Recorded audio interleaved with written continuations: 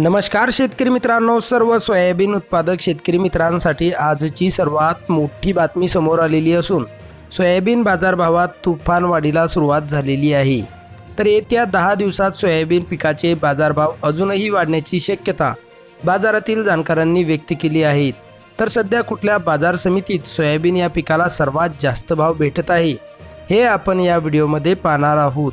जर आपण एक सोयाबीन उत्पादक शेतकरी असाल आणि रोजचे सोयाबीन बाजारभाव आपल्याला मोबाईलवरच बघायचे असतील तर लगेच व्हिडिओला लाईक करा, चॅनल सबस्क्राईब करा आणि सोबतची बेल आयकॉन दाबून ठेवा।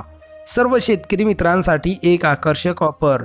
आता 1 किलोमीटरपर्यंत फोकस देणारी कमांडो टॉर्च 1800 रुपये नव्हे तर केवळ 1250 रुपयात पूर्णपणे कॅश ऑन डिलिव्हरी उपलब्ध आहेत।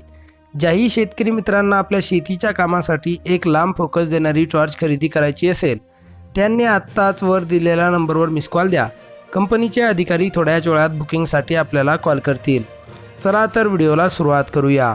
सर्वात प्रथम बाजार समितीचे नाव आहे लासलगाव। आवक 297 क्विंटलची। कमीत कमी दर 3501 रुपया, जास्तीत जास्त दर 5641 रुपये तर सर्वसाधारण दर 5540 रुपये। पुढची बाजार समिती आहे लासलगाव विंचूर। आवक 58 क्विंटलची।